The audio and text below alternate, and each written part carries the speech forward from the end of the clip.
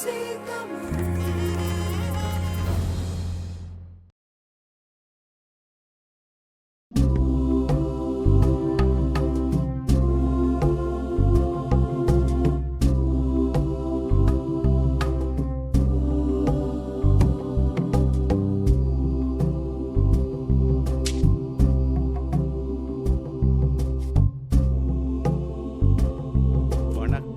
தாய்நாடு. கிளைகள் எங்கே படர்ந்தாலும் வேர் இங்கேதான்.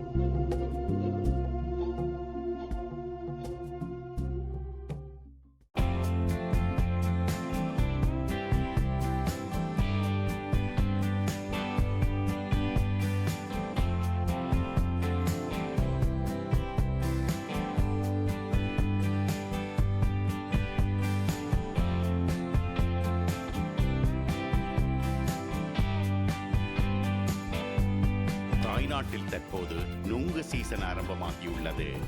அத்துடன் வெயிலும் கொளுத்துவதால் வீதியோரங்களில் நுங்கு விற்பனை சூடுபிடித்துள்ளது. நுங்கு மலிவுதான், 20 ரூபாவுக்கு வாங்கலாம். ஆனால் சிக்கல் என்னவென்றால் அதை சாப்பிடவும் தெரிந்திருக்க வேண்டும் அல்லவா? நமது ஐபிசி தமிழ் தொலைக்காட்சி செய்தியாளரே நுங்குடன் எனக்காட்சி உனக்காட்சி என்று போராடுவதை இதோ பாருங்கள்.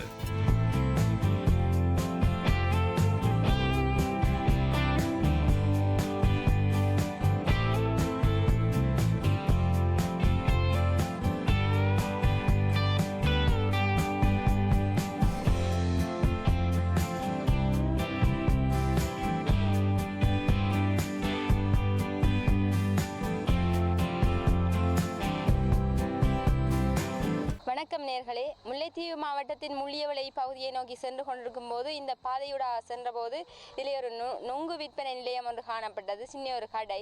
அந்த கடையில் நாங்கள் நொங்கு குடித்ததை நீங்கள் இப்போ பார்த்துருப்பீங்க. நல்ல ருசியாக இருந்தது. எவ்வளோ காலமாக இங்கே கடை வச்சுருக்கிறீங்க இடத்துல? இப்போ கொஞ்சம் மாசமா. நீங்கள் எந்த இடத்தை சேர்ந்தவர்? நான் இங்கே அப்பா இங்கே பிறந்தது. இப்போ யுத்தத்துக்கு இங்கே வந்து இந்த இடம் பெறும். எங்கே இருந்து நொங்கு கொண்டு வர நீங்கள்? தோட்டத்தில் இருந்து பின்னாடி. எந்த இடம்? குமாரபுரம் தோட்டத்தில். அங்கே என்ன நீங்கள் மட்டும் தான் எடுக்கிறீங்களோ இல்லை நிறைய பேர்? இல்லை, எங்களோட தோட்டத்துலேருந்து நாங்கள் எடுக்கிறோம். வருமானம் இல்லாமல் எப்படி போகுது? வருமானம் சும்மா பொழுதுபோக்கு கடை நடத்துகிறோம். என்ன விலைக்கு விற்கிறேன் நீங்கள்? 20 ரூபா. ஒரு நொங்கு 20 ரூபா. சுமார் ஒரு நாளைக்கு எத்தனை பேர் வந்து இறக்குற வேண்டியதான்? டூரிஸ்டாக்கள் இங்கால போக்கில் வந்து வாங்குவாங்க. மற்றபடி இங்கே இருந்து வராக்க வாங்கிடுவோம்.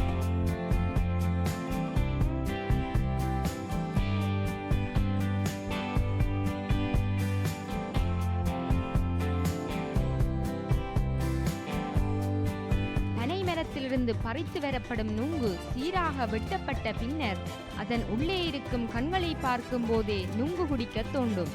நுங்கின் கண்களை தோன்றி அதிலிருந்து சீறும் நுங்கினை குடிக்கும் போது இனிமையாக இருக்கும்.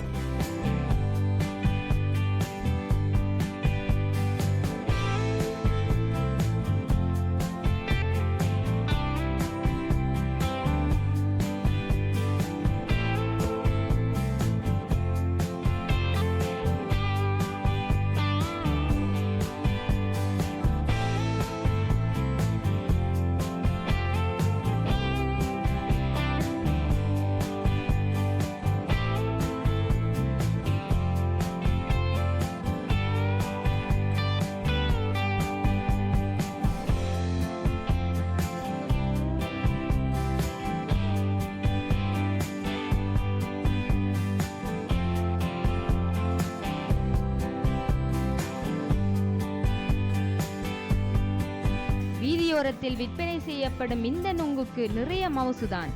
தேடி தேடி நுங்கினை குடிக்கும் இந்த காலத்திற்கு பிறகு நுங்கிக்கு என்னதான் ஆகும்? கேட்போம் வாருங்கள். இப்போ நொங்கு சீசனில் பார்த்தீங்கன்னா நொங்கு விற்கிறீங்க. இன்னும் கொஞ்சம் காலம் போக இந்த நொங்கு பெருசாக வந்து பனங்காயாக மாறி பனம்பழம் மயம் வந்துடும். சம்டைம் பழம் காயாக இருக்கீங்களா? அப்போ என்ன செய்கிறேன் நீங்கள் அதை வச்சு? நாங்கள் அது பனம்பழம் வந்தோன்னா அது காய்ஞ்சோடனே பனம் கொட்டி எடுத்து நாங்கள் பனங்கிழங்கு போடுவோம். அதை எடுத்து திங்கிறது, சாப்பிட்றது, ஒடியல் அப்படி போட்டு விற்கிறது. அது எந்த காலப்பகுதியில்? அது கொஞ்ச நாள் பழுத்து பனம்பழம் வந்து சுமார் எத்தனை மாதம் சொல்லு? சுமார் 4 மாதத்துக்கு. அதுக்கு பிறகு நொங்கு என்ன பனங்கிழங்கு. ஒடியல் என்ன நீங்கள் இந்த இடத்துல மட்டும் விற்கிறீங்களோ இல்லாட்டி ஏற்றுமதி எங்கே செய்கிறீங்களோ? ஒடியல் மட்டும். இந்த நுங்கு விற்பனை நிலையத்தில் நுங்கு மட்டுமல்ல, பசியார அன்னாசி பழமும் தாகம் தீர்க்க இன்னொரு பானமான இளநீரும் விற்பனை செய்யப்படுகின்றது. இங்கே வந்து நொங்கு மட்டும் இல்லாமல் அன்னாசி பழம் விற்கிறீங்க. அன்னாசி பழம் இங்கே முள்ளிய வலையிலேருந்து உற்பத்தி செய்கிறீங்களோ இல்லாட்டி வங்காலேருந்து வரதோ? அன்னாசி குருநாகல் சைட்ல இருந்து வருது எடுக்கிறது. இப்போ தான் உற்பத்தி செய்கிறாங்க. கும்பலமான சிலாவத்தை அப்படி இருந்து இப்போ தான் உற்பத்தி செய்கிறாங்க. செஞ்சு இப்போ வாரத்துக்கு கொஞ்சம் கணநாள் ஆகும். என்ன விலைக்கு எடுக்கிற நீங்கள்? எத்தனை? பெருசு 65 ரூபா 45 ரூபா அப்படி எடுக்குது. சின்னது 25 ரூபா அப்படி எடுக்குது.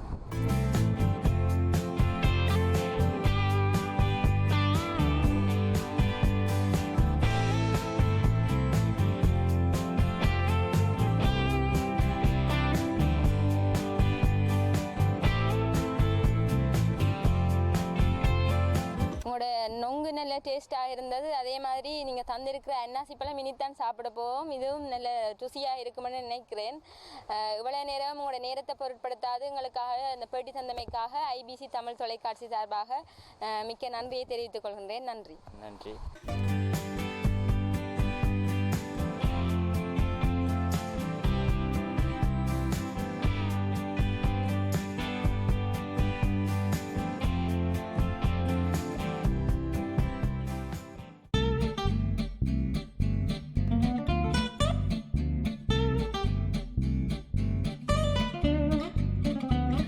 நாட்டில் எத்தனை உணவுக் கடைகள் இருந்தாலும் தள்ளுவண்டில் உணவுக் கடைகளில் வாங்கி சாப்பிடும் கரஞ்சுண்டல், பகோடா, மரவள்ளி சிப்ஸ், குட்டி பருப்பு வடை போன்ற பண்டங்களின் சுவைக்கு ஈடு கொடுக்கும் சுவை கொட்டலில் சாப்பிடும் பீஸா, பர்கர், சிப்ஸுக்கு இல்லை.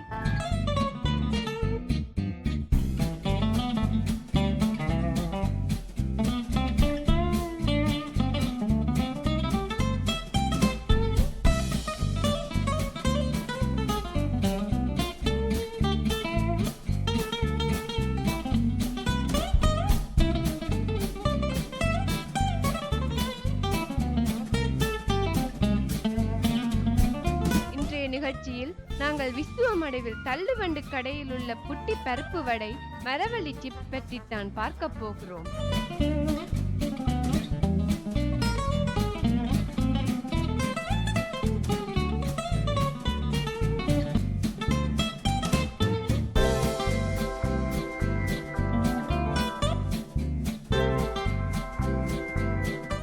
மாவட்டம் விசுவமடு பகுதியில் உள்ள ஒரு வீதியோர வடக்கடைக்கு பக்கத்தில் தான் நான் இப்போ நின்று கொண்டிருக்கிறேன். இவர் பார்த்தீங்கன்னு சொன்னால் குட்டி குட்டி கடலை வடை போட்டுட்ருக்கார். அதோட ஃப்ரெஞ்ச் ஃப்ரைஸ் மாதிரி என்னமோ ஒரு விஷயமும் செய்கிறார். அது என்ன எப்படி செய்கிறாருன்னு சொல்லி அவர்கிட்ட இப்போ கேட்டு தெரிஞ்சு கொள்ள போகிறோம் நாங்கள். வணக்கம் அண்ணா. சொல்லுங்கள். நீங்கள் இந்த வடை வந்து செய்கிறீங்க, குட்டியாக இருக்குது. அதே மாதிரி முன்னுக்கு ஒரு கடையும் இருக்குது. இந்த கடைக்கும் அந்த கடைக்கும் கூட ஆக்கள் வருவீங்க? கடைக்கு தான் வருவோம் கூட. என்ன காரணத்துக்காக அதுலேயும் இதே மாதிரி ஒரு கடை இதே மாதிரி இருக்குது அந்த வண்டியிலும் அங்கே போகாமல் இங்கே வர்றதுக்கு என்ன காரணம்? இந்த வடை வந்து டேஸ்ட் இருக்கிற வடையே இதுக்கு வருவோம். வடையும் பெருசாக இருக்குது. என்னென்ன போட்டு செய்கிறீங்க இந்த வடை? வடைக்கு உப்பு, மிளகு, உள்ளி.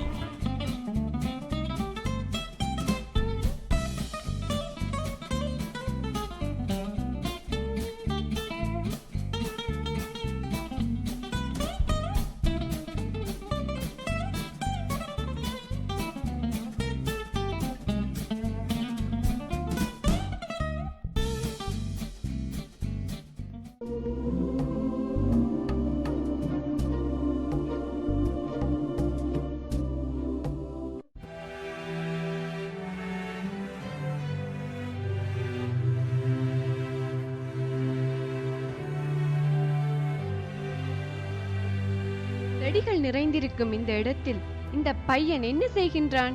கொஞ்சம் ஜூம் பண்ணி பார்ப்போம். இவர் எதையோ தேடுவதைப் போலுள்ளது. அப்படி என்னத்தை தான் தேடுகின்றார்?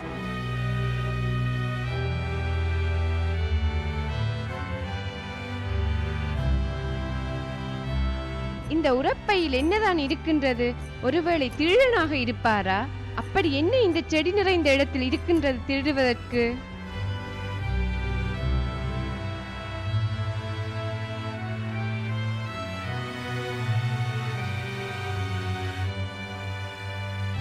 அடடே, இவர் கத்தரிக்காய் திருடனா?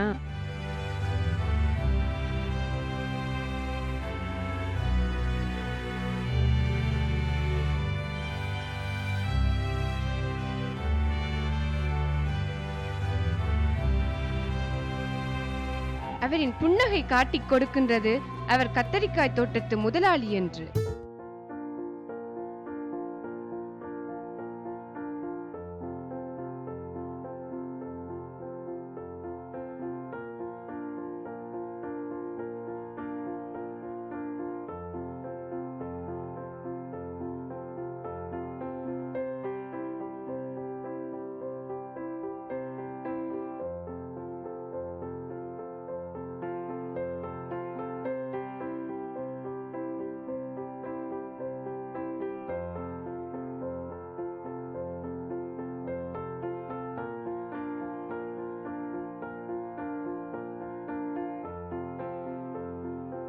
கத்தரிக்காயில் பல வகை உண்டு.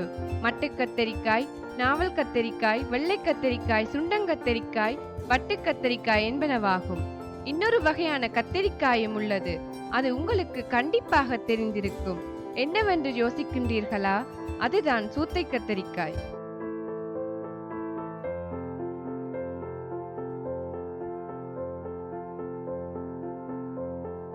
இப்போது இவர் முற்றின கத்தரிக்காயா பிஞ்சு கத்தரிக்காயா என எப்படி அடையாளம் கண்டு பிடுங்குகின்றார் பாருங்கள்.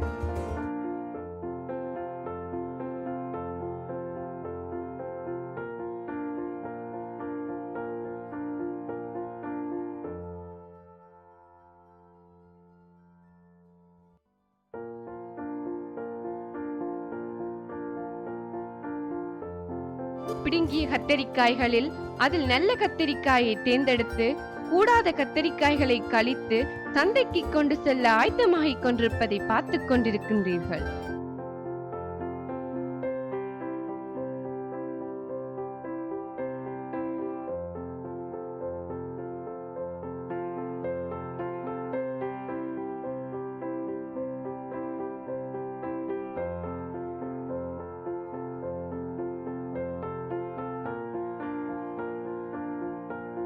தாய்நாட்டின் வடமாகாணத்தில் கத்தரிக்காய்க்கு தனி சிறப்புண்டு. சந்தையில் கத்தரிக்காய்களை தோட்ட முதலாளி மொத்த விலைக்கு விற்ற பின் சந்தை வியாபாரி மக்களுக்கு விற்கின்றார். அதை தாய்நாட்டு மக்கள் வாங்கி உடனே சமைக்கின்றார்கள்.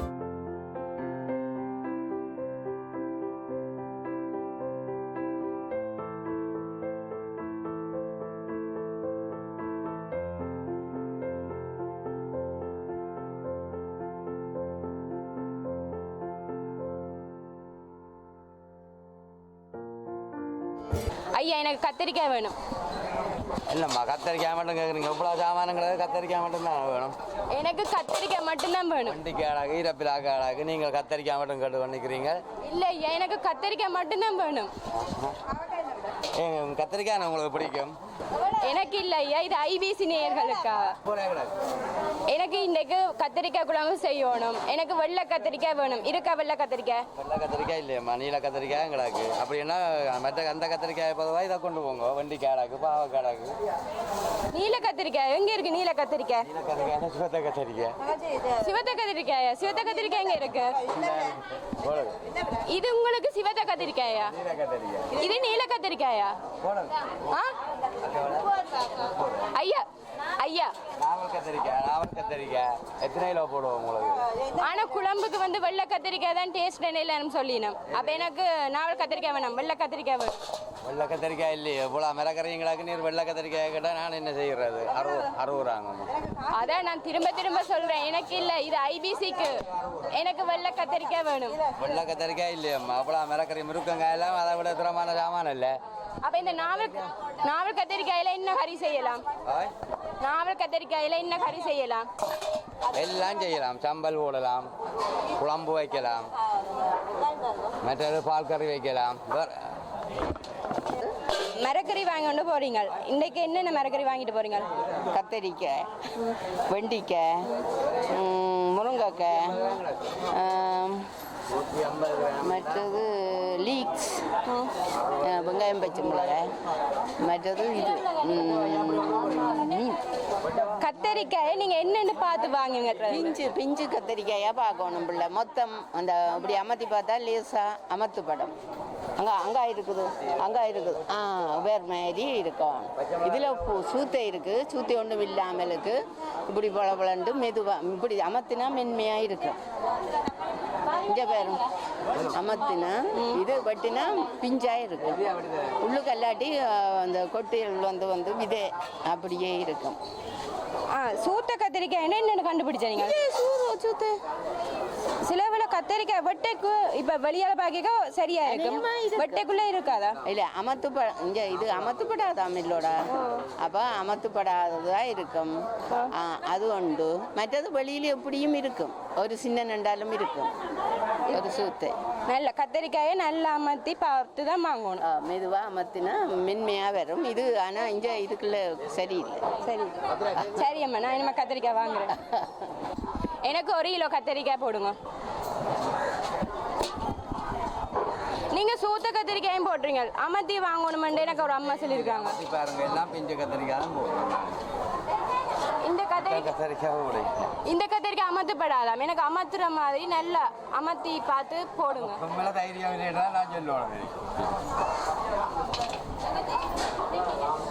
இது வேணாம், எனக்கு வேற கத்திரிக்காய் போடுங்க.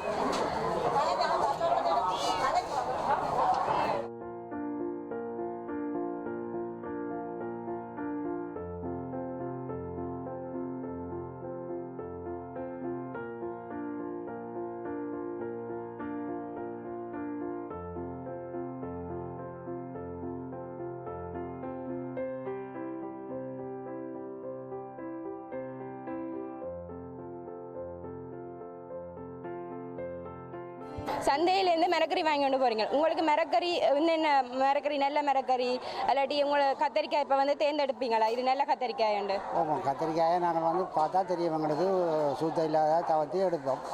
கத்திரிக்காய் வந்து ஒரு பெரும் சபைக்கு முக்கியமான ஒரு கறி. கத்திரிக்காயிலே இத்தனை விதமான கறி வைக்கலாம். பொறிச்சு காய்ச்சுவார்கள், கடலையை போட்டு ஒரு பெரும் சபைக்கு உதவப்படுது. வெள்ளைக்கறி வைப்பார்கள். கத்திரிக்காய் நல்ல பெரும் கத்திரிக்காயை சுட்டு சம்பல் போடுவார்கள்.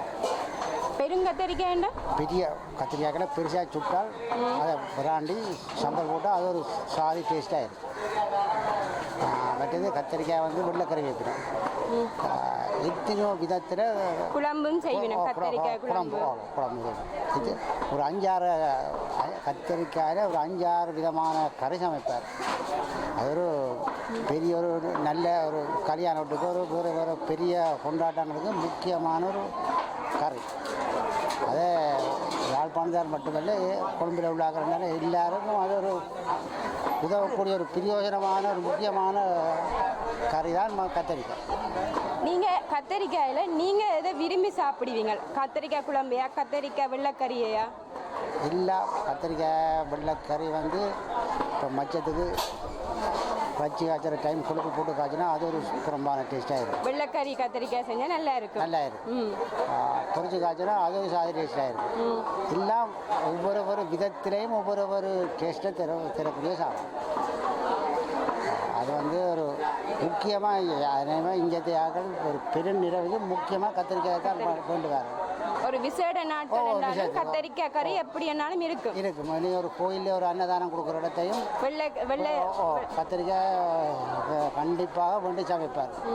அது ஒரு குறைஞ்ச இதெல்லாம் ஒரு பெருநிறவியான உள்ள சபைக்கு அது ஒரு முக்கியமான.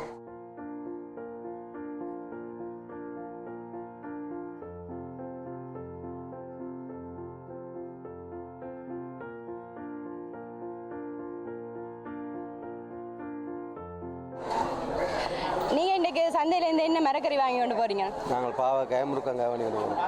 பாவக்காய் முருக்கங்காய் மட்டுமே, ஏன் கத்திரிக்காய் வாங்கல? கத்திரிக்காய் எங்களுக்கு ஒத்துக்கொள்ள, அது கிரந்தி, அதெல்லாம் வேண்டியது. கத்திரிக்காய் கிரந்தினால வாங்கலையா? வீட்டில் எல்லாருக்கும் கிரந்தி வருமா? எங்களுக்கு ஒத்துக்கொள்ள, அது குடும்பத்துக்கு. இன்றைக்கு வீட்டுக்கு மரக்கறி வாங்கி கொண்டு போகிறீங்க. என்னென்ன மரக்கறி வாங்கி கொண்டு போகிறீங்க? தக்காளி பழம், கத்திரிக்காய், கறி மிளகாய், பச்சை மிளகாய், மீன் பண்ணிக்கிட்டு போகிறோம். கத்திரிக்காயில் இன்றைக்கி என்ன செய்ய போகிறீங்க? கத்திரிக்காய் கூட்டா, கத்திரிக்காய் பால் கறி. எல்லாரும் சொல்லினா கத்திரிக்காய் சாப்பிட்டா கிரந்தி உண்டு. உங்களோட விட்ட கிரந்தி அப்படி வராதா? இருக்கு, எனக்கு இருக்கு. அப்போ கத்திரிக்காய் சமைக்க போறீங்க? அது பிள்ளைகளை சமைச்சு கொடுப்போம். உங்களுக்கு மட்டும்தான் வீட்டில் கிரந்தி. சந்தைக்கு வந்து மிரக்கறி வாங்கி கொண்டு போறீங்க, கத்திரிக்காய் ஏன் வாங்கிட்டு போயில? கத்திரிக்காய் நாங்கள் ரெண்டையும் காய்ச்ச விரும்பையில் தொடர்ந்து கத்திரிக்காய் காய்ச்ச அப்படின்னா இன்றைக்கு கத்திரிக்காய் ஒரு லீவை கொடுப்போம்னு பார்க்குறோம். மற்றது கூடுதலாக இங்கே மார்க்கெட்டுக்கு வர்றது வெள்ளை கத்திரிக்காய் வெறுறையில். இந்த என்ன கலர் அன்றைக்கி நாவல் கத்திரிக்காய். நாவல் கத்திரிக்காய் தான் வர்றது. இப்போ நாவல் கத்திரிக்காய் வந்து பொரிக்கிறதுக்கு நல்லா இருக்கும், டேஸ்டியாக இருக்கும். வெள்ளை கத்திரிக்காய் குழம்புக்கு தான் நெல்லும். அப்போ கூடுதலாக பொரிக்கிற வந்து வெள்ளை கத்திரிக்காய் விரும்பி வாங்குறது. பட் மார்க்கெட்டுக்கு வர்றதில் இது கூடுதலாக வந்து மட்டிகள் சைட்லாம் இருக்குன்னு சொல்லி அதுவும் சில சீசன்கள்லாம் பெற மாட்டோம்.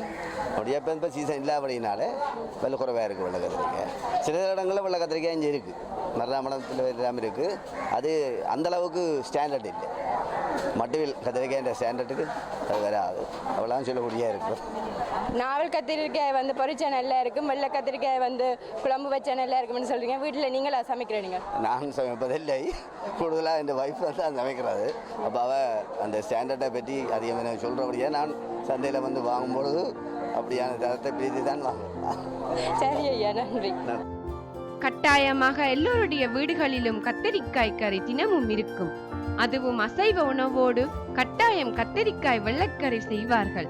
வீடுகளில் என்ன விசேஷம் என்றாலும் கத்தரிக்காயில் செய்த ஸ்பெஷல் கறி கட்டாயம் இருக்கும்.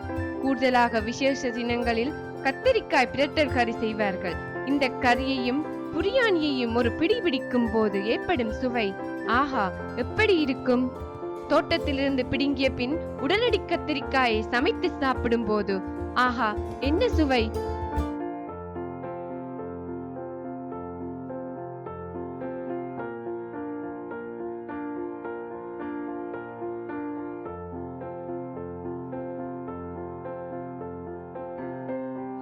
ஒரு சிறிய விளம்பர இடைவேளையை அடுத்து தொடரும் வணக்கம் தாய்நாடு. Please stay with as.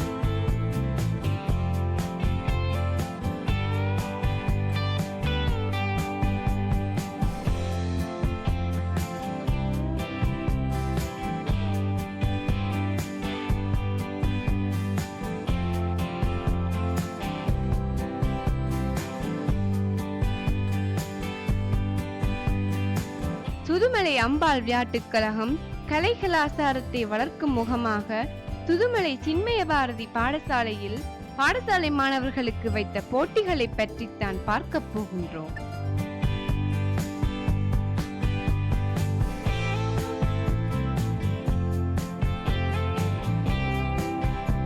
நீங்கள் சிறு பிள்ளைகளாக இருக்கும் போது தையல் ஊசியையும் நூலையும் பாவித்து பூமாலை கட்டுவீர்கள். இவர்களை பாருங்கள், உங்கள் மழலை பருவத்தில் நீங்கள் செய்தது ஞாபகம் வரும்.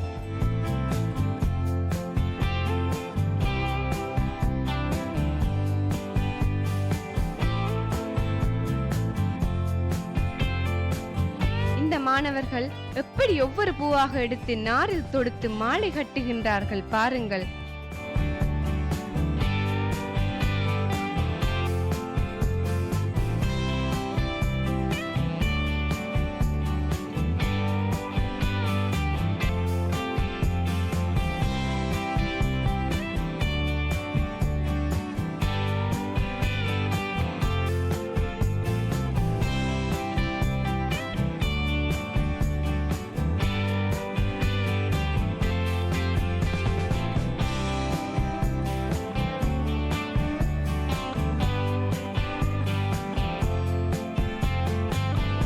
இயற்கை அன்னையின் கொடைகளாக இந்த அழகான பூக்கள் விளங்குகின்றன.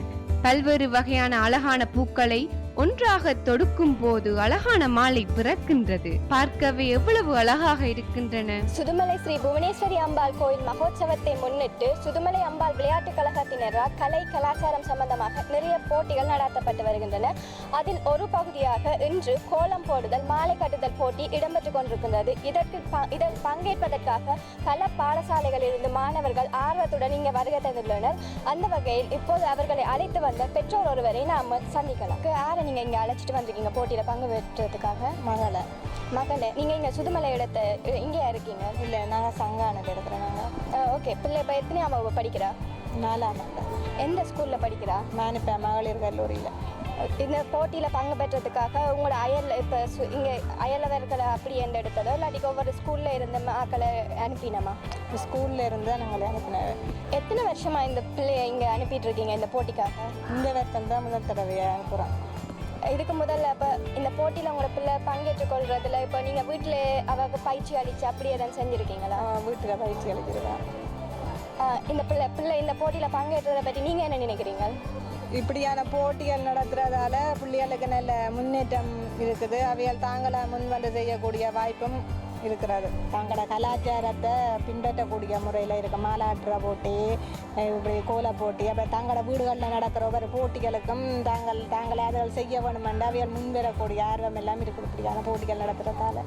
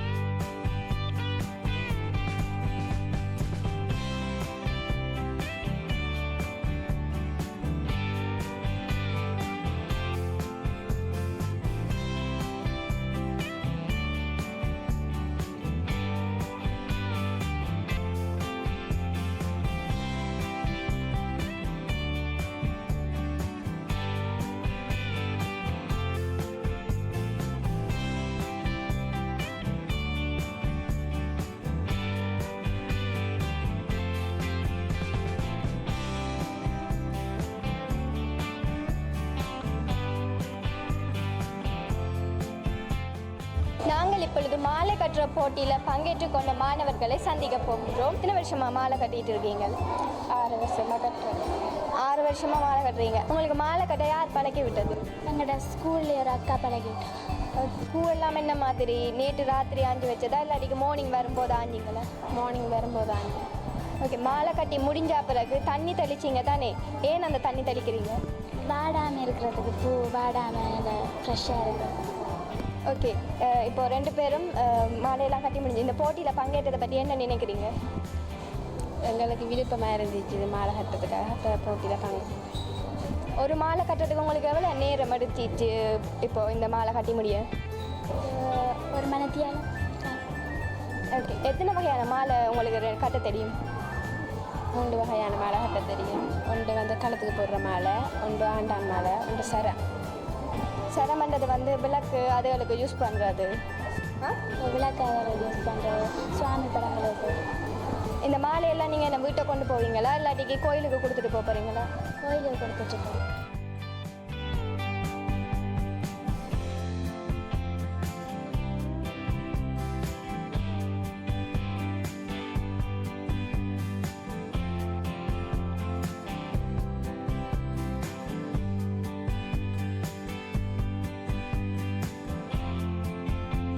நீங்கள் என்னத்துக்கா இந்த ஸ்கூலுக்கு வந்திருக்கிறீங்க? இங்கே சுதுமலை அம்பாள் விளையாட்டுக் கழகம் இந்த கலாச்சார நிகழ்வு பிள்ளைகளுக்குரிய மாலை கட்டுதல், கோலம் போடுதல், சமய அறிவு போட்டிகள் நடத்துகின்றன. அந்த அடிப்படையில் நான் எனது பிள்ளைகளை மாலை கட்டும் போட்டிக்கும் கோல போட்டிக்கும் இன்று கூட்டிக் கொண்டு வந்திருக்கின்றேன். நீங்கள் எந்த ஸ்கூலிருந்து வந்திருக்கிறீங்க? நான் நவாலி சென்ட் பீட்டர்ஸ் ரோமன் கத்தோலிக்க பாடசாலையிலிருந்து மாணவர்களை கூட்டிக் கொண்டு வந்திருக்கேன். இது எத்தனையாம் வகுப்பு மாணவர்களை கூட்டிகிட்டு வந்திருக்கீங்க, எத்தனை பிள்ளைகளை கூட்டிகிட்டு வந்திருக்கீங்க? நாங்கள் இங்கே தரம் 4-5 மாணவர்களை கூட்டிக்கொண்டு வந்திருக்கின்றோம். கிட்டத்தட்ட 7 மாணவர்களை நாங்கள் இங்கே கூட்டிகிட்டு வந்திருக்கோம்.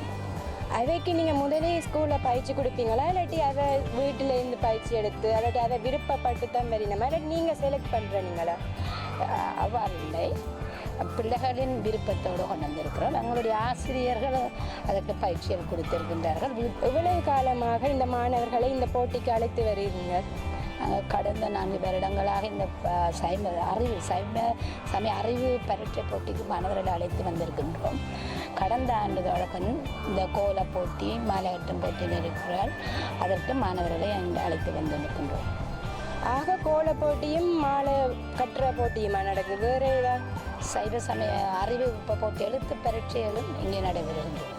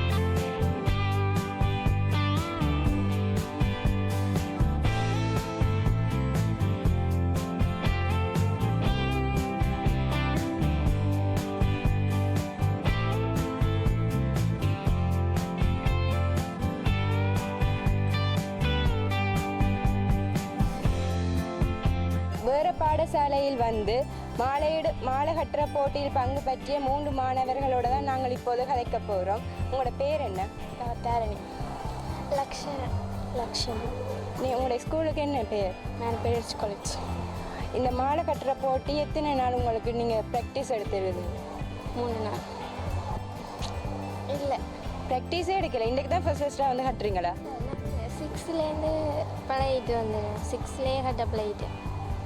6லேருந்து கட்டப்பழகி இருக்கிறீங்க. இந்த மாலை கட்டுற போட்டி இருக்குது, என்னென்ன பூ நீங்கள் பாவிச்சிருக்கீங்க?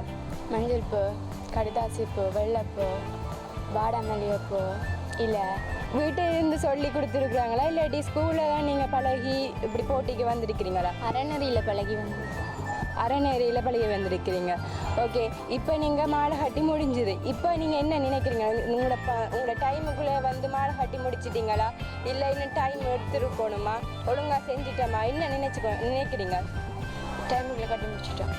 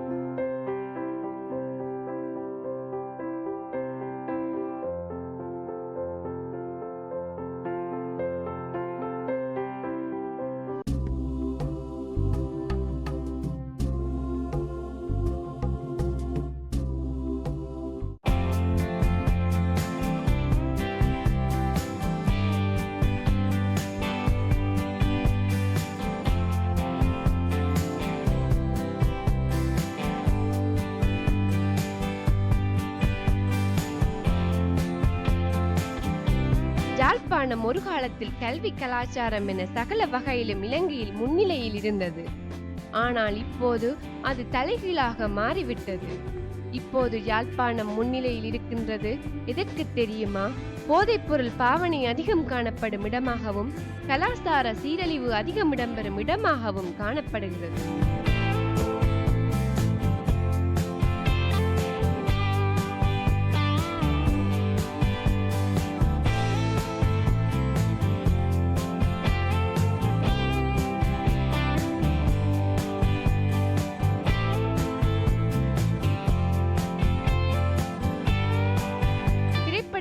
சொல்லி இருக்கின்றார்கள், பண்பாடான பெண் வேணும் என்றால் யாழ்ப்பாணம் தான் செல்ல வேண்டும் என்று.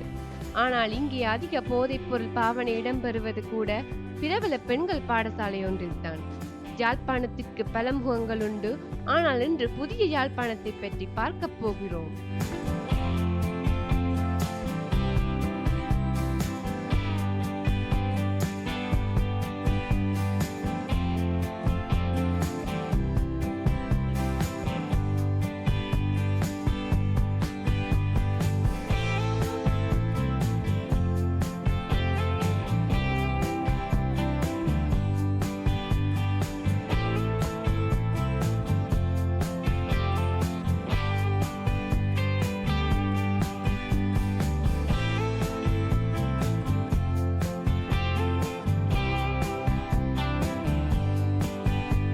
மாணவர்களை வரிசையாக பார்த்ததும் மாச்சிங் என்று நினைத்து விடாதீர்கள்.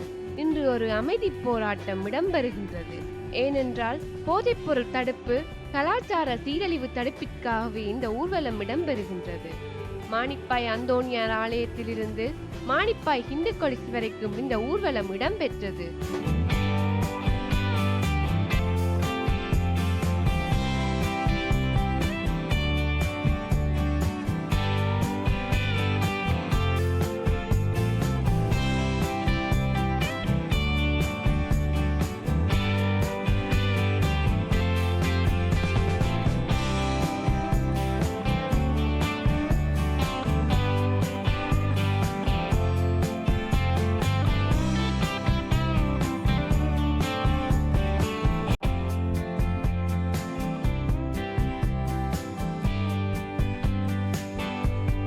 மானிப்பாய் ஹிந்து காலேஜில் பல அதிபர்கள், ஆசிரியர்கள் நிறைய அட்வைஸ் எல்லாம் பண்ணி கொண்டிருந்தார்கள். அவர்கள் போதைப் பொருள் பாவனையால் என்ன பாதிப்பு, எவ்வாறு விடுவிப்பது என பல விடயங்களை கூறி இறுதியில் போதைப் பொருளை எவ்வாறு இனம் காண்பது என பல விடயங்களை கூறினார்கள். ஆனால் இந்த சீரழிவுகள் அதிகம் இடம்பெறுவது பாடசாலை மாணவர்கள் மத்தியில்.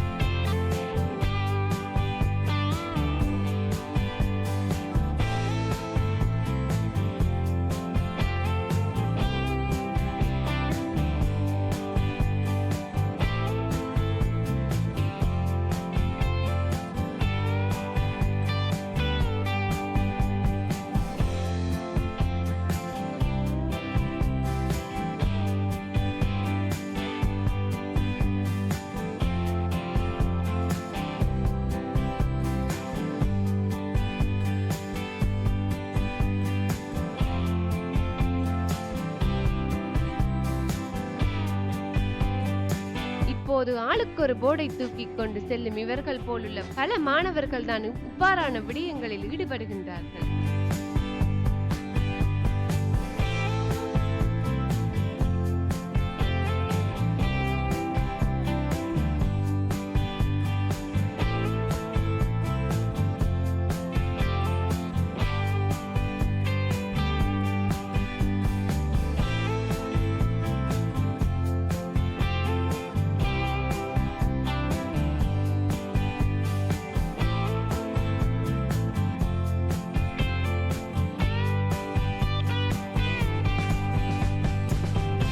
போராட்டத்தில் பாதுகாப்பு பணி மேற்கொண்ட போலீஸ் கூறியிருந்தார்.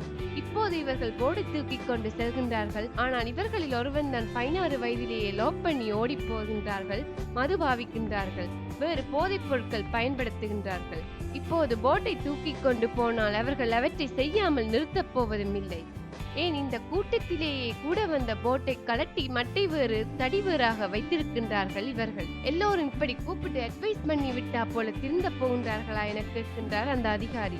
அதில் மிக முக்கியமாக மாணவர்கள் வைத்திருந்த போர்டில் மாணவர்கள் கைத்தொலைபேசி பாவிப்பதை தடுப்போம் என்றும் இருந்தது. ஆனால் இங்குள்ள மாணவர்களை செக் பண்ணினால் குறைந்தது 20 பேரிடமாவது மொபைல் போன் இருக்கும் என கூறினார் அந்த அதிகாரி.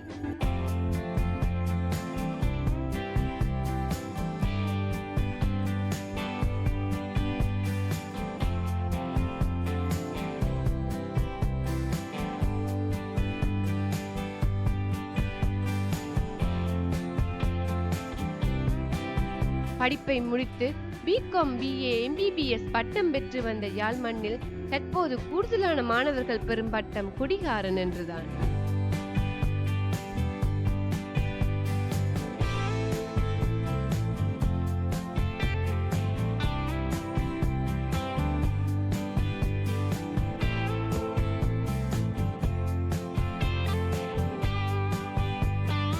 எதற்காக இப்படி ஒரு நிலை வந்தது?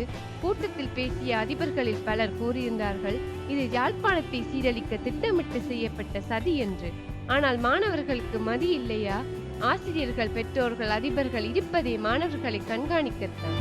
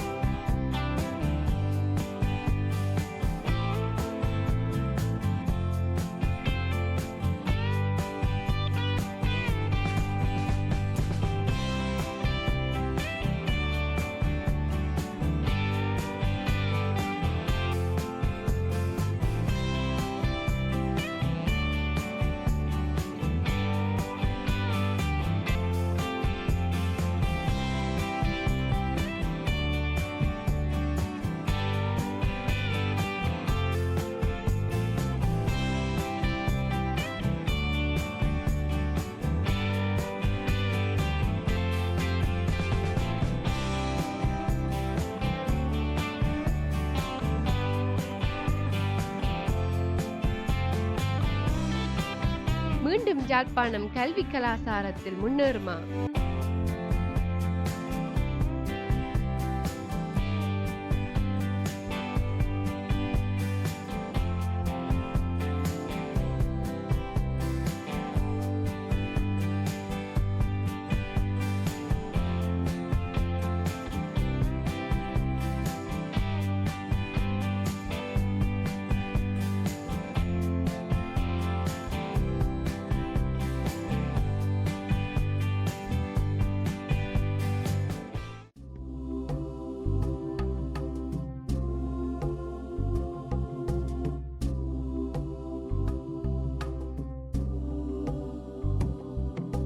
வணக்கம் தாய்நாடு. கிளைகள் எங்கே படர்ந்தாலும் வேர் இங்கேதான்.